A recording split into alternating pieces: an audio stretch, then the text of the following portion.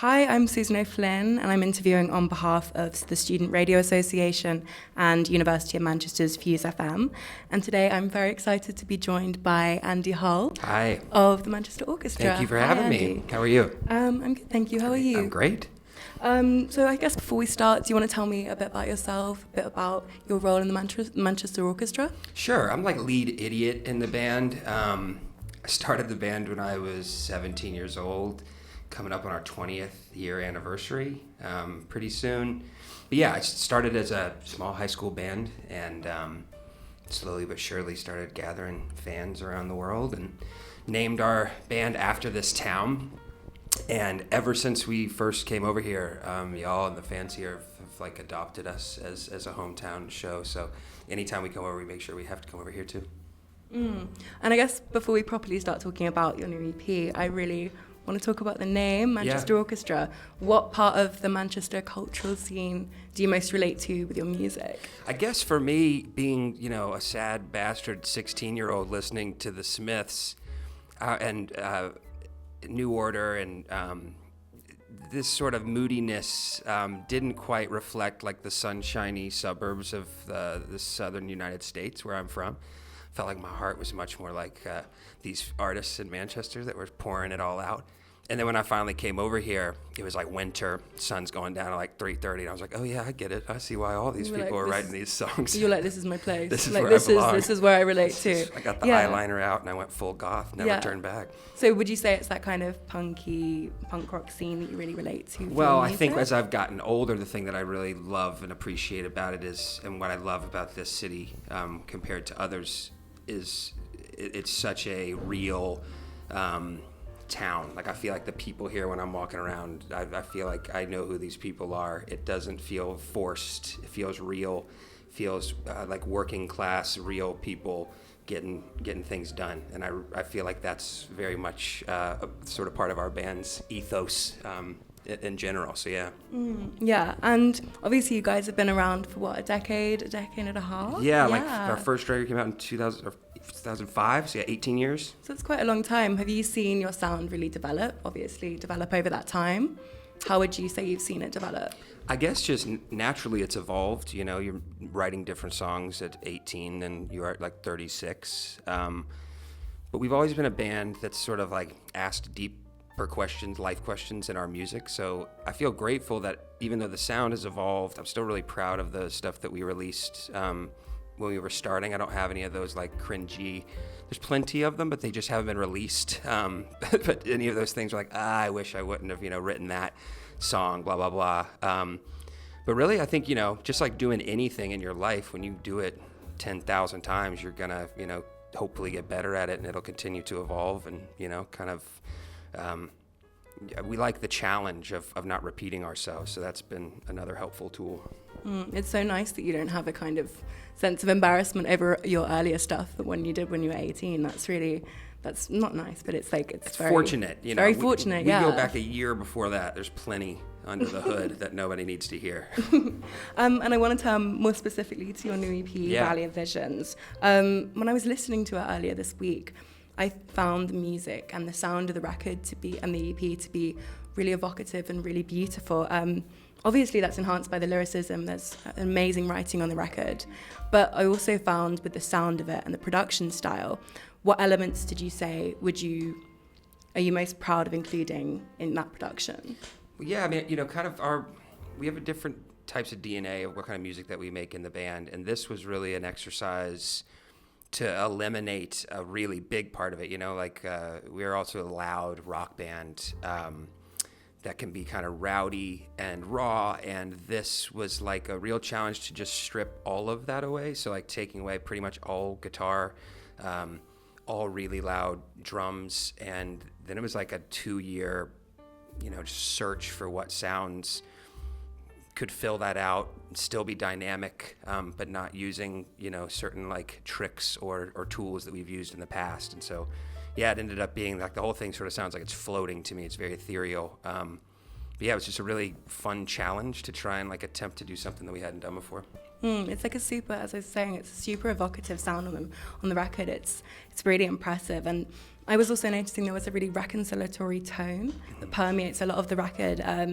Would you say, the thing that I got from the lyrics especially is it feels like a very personal record. Would you say that's a fair thing to say about the record? I don't think that I write anything that isn't personal. It's sort of like the gift and the curse, you know? A lot of like, I'm really fortunate this is my job, but a big way that I also process things in my life and deal with anxiety and depression and, hard moments is by writing it out. Some people journal, and I'm fortunate to have a guitar, and that's a way that I'm able to like work through things, you know. A lot of times when you can get something out and take a look at it, it becomes a whole lot less scary than staying inside of you. So this is just sort of like a big platform to do that. Yeah, that's really interesting that you're talking about a way of processing those emotions.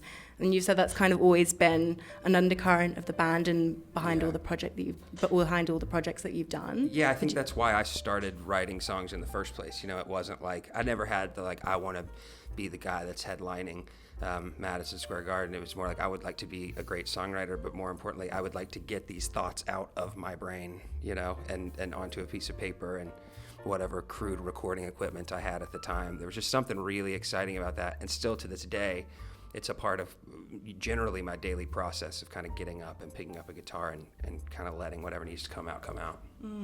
Yeah, and so I want to turn now to the visuals of the album, because you have the VR film with the Daniel duo. Tell me if I'm pronouncing this wrong, but it's Daniel Scheinhardt. Yes. And Daniel Kwan. Yes. Did I get that right? That's right. You nailed it. Yes. Okay. I was noticing that it kind of goes really well with the music. Was working with them always a part of the project of Valley of Visuals, or did it kind of come out when you were creating the record? So those guys, we've just been collaborators with them for a really long time, since 2011 for a music video we did called Simple Math. The person who ended up directing the VR and writing it is a guy named Isaac Dietz from Atlanta. The Daniels had worked on almost all of our video stuff up until then. And that was just like, I'd never seen it done before, to make a movie for an album in VR, and it was such a new technology. So this sort of idea, like, man, we should, experiment and see what we can create. And he just basically went and spent the night in all of these insane locations across the U.S. and got all these really crazy wide shots of nature and put it to the music. So the idea was like, you don't want it to take away, but you also don't want it to just look like a screensaver. So they sort of are married in a nice way. And I think the VR element to the video really makes it feel more visceral. That's what I thought when I was watching it. Yeah. It feels really visceral, and it feels like you're really in it because you can move around the picture. Exactly. Right? There's a lot of things hidden, and so it's fun. Like you can just go take a peek at a lot of little things we've put in there, Yeah. So were they always the obvious partnership then? Did they approach you with the idea of filming, or did you kind of approach them? You said that you kind of worked together. I made a music video called Telepath, and I knew I wanted to do something long form. And so, it was just, when you find a collaborator that you really love working with, you plant the seed early.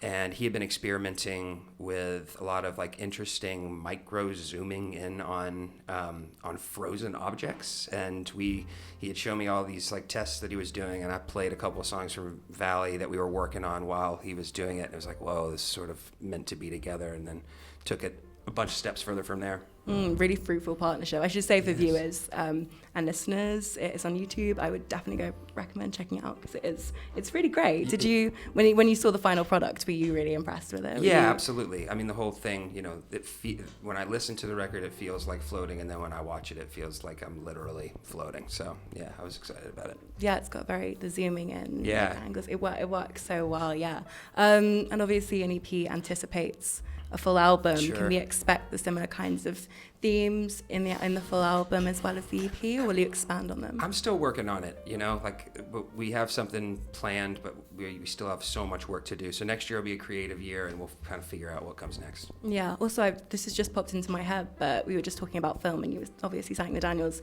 Do you have any other film inspirations film artists, filmmakers? Oh, I mean, sure. There's so many of them. Yeah, I'm obsessed with movies of all kinds. I mean, my favorite's probably Paul Thomas Anderson. But I think I've always looked at songs like movies and albums like movies. And so, I think all the medium of film is an incredibly influential part of like the whole process for us. And I'm always thinking about what is going to be the visual component, of this music that we're making. Does that also inspire the lyrics then sometimes? I mean, sure, absolutely. Something like, a great movie with a great storyline is going to kind of inform something in me emotionally that maybe I wasn't able to pick out by myself, Yeah, well, I guess that kind of wraps everything up. Amazing. But I guess before we finish, do you have any upcoming projects that you yourself or anyone in your band's working on at the moment you're particularly excited for? Or? I can't talk about any of them, but we got things coming. Okay. Yeah. Okay, stay tuned. Right on. Yeah, all right. Well, thank you so much for sitting down with me. Appreciate it. Thanks, y'all. Thank you. Bye.